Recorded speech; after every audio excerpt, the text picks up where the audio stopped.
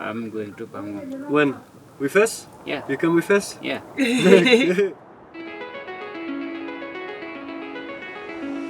It's calling me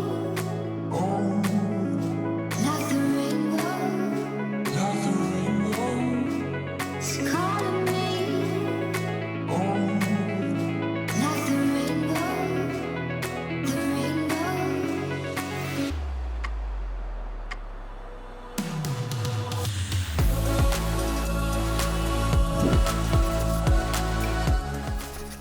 Bienvenue dans notre nouvel épisode. On est enfin arrivé au Ladakh. C'était l'objectif principal de notre voyage en Inde. Ici, c'est le Petit Tibet. C'était une région qui appartenait au Tibet. Ici, ça parle le ladakhi, qui est une langue tibétaine, et ça pratique le bouddhisme tibétain. Donc rien à voir avec toutes les régions qu'on a fait. Les paysages sont à couper le souffle. On va passer vers des magnifiques monastères. On va faire des pistes de 4x4. L'aventure peut enfin reprendre. Comme vous pouvez voir, on va pouvoir refaire des bivouacs magnifiques. Là, on est environ à 3600 mètres d'altitude. On fait plusieurs cols à plus de 4000 mètres, même peut-être certains à 5000. Et regardez-moi comme c'est magnifique. Et oui maman, je suis toujours pas allé chez le barbier, je sais que t'as honte de ton fils. On va essayer d'y remédier dans cet épisode.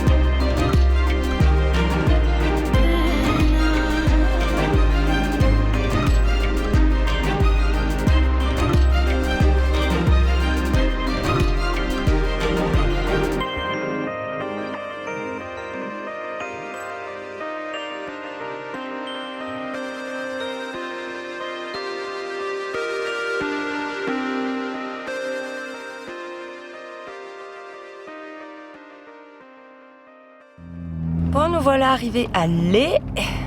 C'était une très belle route, plein de montagnes. Après, on arrive sur un beau plateau. Puis, arrivé dans la ville, on va aller dormir sur un parking près d'un temple parce qu'on va faire qu'une nuit pour l'instant là. Et puis, première chose qu'on va aller faire, c'est coiffeur pour Tim parce qu'il ressemble plus à grand chose là. Du coup, on va aller prendre chez un petit coiffeur.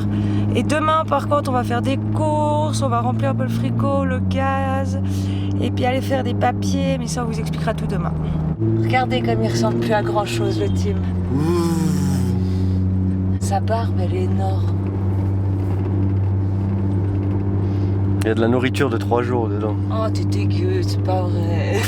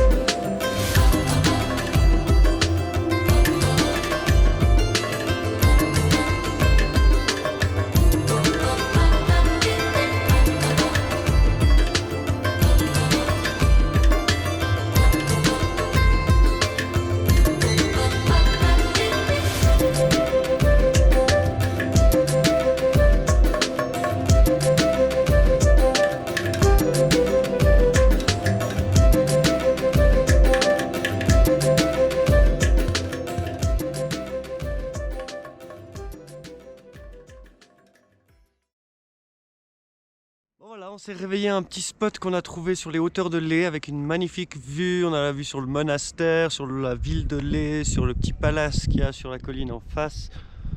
Pour un spot en ville, on était plutôt gâtés et en fait on est sur le parking de la Shanti Stupa.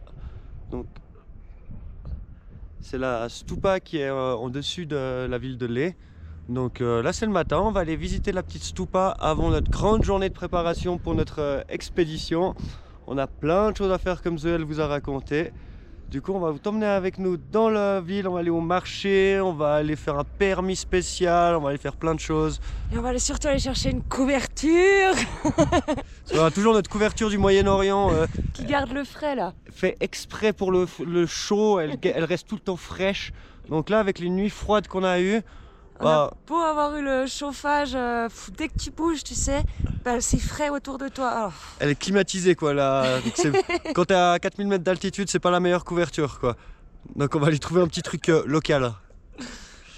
Donc c'est parti. Et du coup là, il y a le parking de la stupa. On n'a pas été trop dérangés, juste ce matin des gens qui s'entraînaient parce qu'il y a le marathon du Ladakh. Du coup il y avait plein de marathoniens qui venaient s'entraîner et courir jusqu'à la stupa. Alors les stupas comme ça en fait, il y en a partout dans le Ladakh, c'est des lieux de pèlerinage et de méditation pour les bouddhistes. Cette région a besoin de paix, hein. Comme vous savez, hein, on était sur la ligne de contrôle du Pakistan ultra militarisée. Là on a traversé le Ladakh ultra militarisé, il y a des bases militaires partout. Et on va partir sur la frontière chinoise et c'est le même problème qu'avec la ligne de contrôle au niveau pakistanais, c'est que en fait c'est deux puissances nucléaires et ils n'arrivent pas à se mettre d'accord sur la frontière.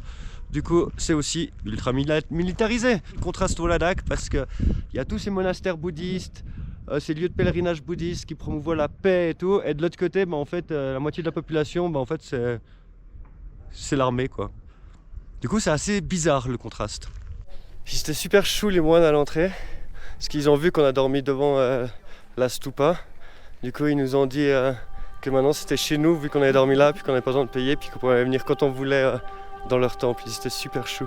Puis ils ont dit qu'ils étaient super contents qu'on aille dormir devant leur lieu de méditation. La Shanti Stupa de Leh, perchée sur une colline, est un magnifique symbole bouddhiste. Construite dans les années 1980 par un moine bouddhiste japonais pour promouvoir la paix mondiale et célébrer les 2500 ans du bouddhisme. Elle est un lieu de méditation et de spiritualité pour tous. Les murs de la stupa sont décorés de gravures représentant des scènes et des symboles bouddhistes, ce qui permet aux visiteurs de découvrir la riche tradition et les enseignements de cette religion ancienne. On y voit sculpter la naissance du Bouddha. C'est un moment clé dans le bouddhisme. Sa représentation rappelle le début de son voyage vers l'illumination et l'enseignement du Dharma. Vaincre les démons, qui représentent le mal et l'illusion qui tentent d'éloigner les gens de l'éveil. Sa représentation rappelle aux pratiquants qu'ils doivent surmonter les obstacles sur leur chemin spirituel. C'est un événement symbolique qui souligne la purification de l'esprit et la surmonte des obstacles intérieurs. La roue tournante du Dharma, symbole important dans le bouddhisme. Elle représente les enseignements du Bouddha et le noble chemin octuple, un guide de pratique pour atteindre l'éveil et mettre fin à la souffrance. Ce chemin comprend 8 aspects essentiels. Les bouddhistes cherchent à suivre ce chemin pour transcender la souffrance et atteindre l'éveil. La roue tournante du Dharma symbolise également la diffusion continue des enseignements bouddhistes dans le monde. Et on termine par le Nirvana. C'est l'objectif d'un état de paix totale et de libération de la souffrance et de l'ignorance. Sa représentation rappelle aux gens l'importance d'atteindre cette paix intérieure. Bon, c'est bien joli d'avoir un programme, mais on vient d'apprendre que aujourd'hui, je ne sais pas pour quelle raison, il y a tout qui est fermé. Donc on va aller se balader en ville et on va voir s'il y a des choses ouvertes, si on peut avoir notre permis ou avancer. Et si on peut pas, on va regarder ce qu'on peut explorer un peu dans la région. On a vraiment le don de tomber à chaque fois dans les villes où c'est fermé. Chaque fois qu'on arrive dans une grande ville, on n'est pas souvent dans les grandes villes, chaque fois qu'on va dans une grande ville pour faire des courses, avoir des choses qu'on a besoin et tout, chaque fois t'es sûr qu'il y a une fête religieuse ou que tous les magasins sont fermés. Mais c'est pas grave, ça fait partie du voyage.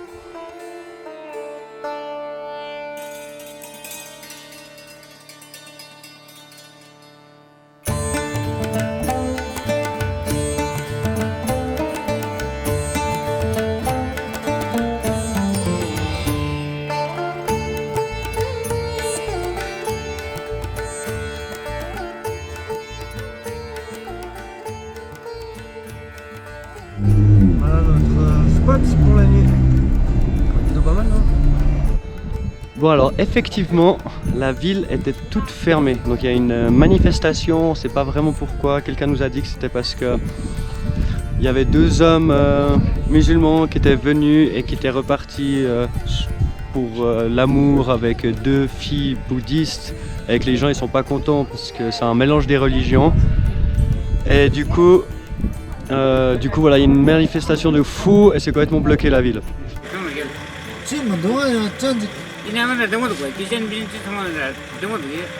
Nice life. Thank you. Ikigai. Ikigai, yes. Going to Pangong.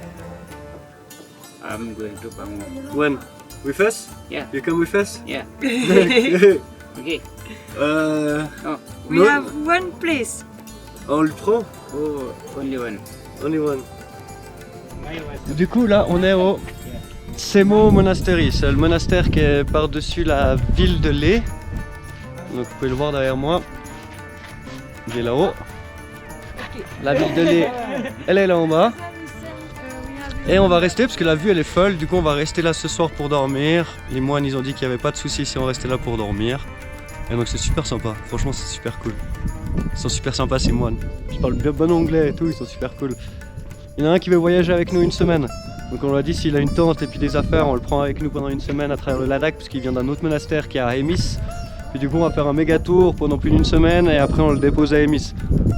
Il a dit qu'il était super motivé, du coup on est en train d'essayer de regarder si on arrive à le prendre avec nous ou pas. Ça risque d'être serré mais ça risque de le faire. On va faire de la place et on va essayer de s'arranger pour pouvoir voyager 1 semaine avec lui. If you want. Okay. Yes.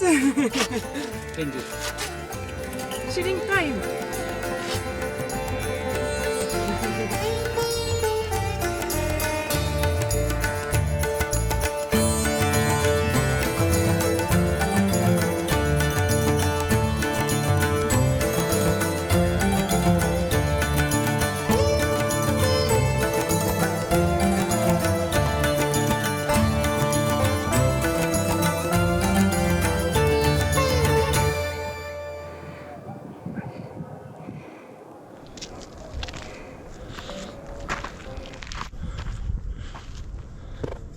Oh, c'est si beau, toutes ces couleurs. Bon alors du coup cette nuit, on a bien dormi sur notre parking du monastère. On était bien, il y a juste eu à 1h du matin des jeunes qui sont venus se poser à 1 mètre de la voiture, fait une petite soirée, commencé à danser, à boire des bières, de la liqueur locale. C'est ça, on était sur le monastère et les gars ils balancent les bières par terre, boivent leur liqueur, mettent de la musique à fond, donc pas très respectueux pour le monastère. Je suis sûr qu'il y a d'autres endroits où ils peuvent aller faire ça. Mais bref, c'est pas grave, c'est un détail. Et puis ce matin on s'est levé, du coup on a été visiter le monastère. Super joli, le monastère il date de 1420. C'est juste une partie qui est en ruine. Et après ils ont rajouté des autres bâtiments, des autres salles de prière. Et on est arrivé durant les mantras du lama, parce qu'il y a juste un lama qui vit dans le monastère. Et ce matin il était dans la salle de prière, il faisait ses mantras, c'était super joli. Bien sûr on n'a pas voulu aller déranger, il y avait des gens qui priaient. Du coup on n'a pas les images de ça, mais c'était magnifique. Ouais, moi j'avais presque un moment envie de pleurer. Tu sais, quand ils chantaient, moi j'avais les petits guillis au ventre et puis c'était vraiment magnifique. Enfin, je sais pas comment exprimer ça. T'avais des statues incroyables, des offrandes partout, des couleurs, des fleurs partout. Voir ces gens prier, lui avec ses petites ting. Ah ouais, moi j'en ai encore un peu l'émotion, mais c'était vraiment... c'était très fort en fait. Très très fort. C'était magnifique. On demandera l'autorisation dans d'autres monastères, on va essayer de rester plus longtemps dans certains monastères pour avoir des autorisations pour faire des belles images. Mais là on n'avait pas, ils avaient déjà commencé les mantras, donc c'était pas un moment... Ouais, et puis il y a des choses, ma foi, voilà. On préfère respecter, et puis... voilà, et puis si on peut pas discuter avec les moines ou les lamas avant, on va pas essayer de les déranger alors qu'ils sont en train de faire leur mantra. Il y avait des très vieilles peintures. Là j'ai quelques images, mais ouais, incroyable ces peintures. Tu vois que c'est super vieux, mais c'est quand même super bien conservé. Il faut toujours, quand vous allez dans un temple, il faut toujours aller dans le sens des aiguilles d'une montre. Donc et c'est aussi fait en sorte que tu puisses toujours aller dans les aiguilles d'une montre. Ouais, c'était très intense cette petite matinée dans ce petit temple et puis d'avoir dormi là, tous ces drapeaux de prière, c'est quand même magnifique. Ouais. Donc là, on est plein d'énergie pour attaquer notre journée. Là, il est encore assez tôt, je pense qu'il doit être 8h, 8h30. Ouais.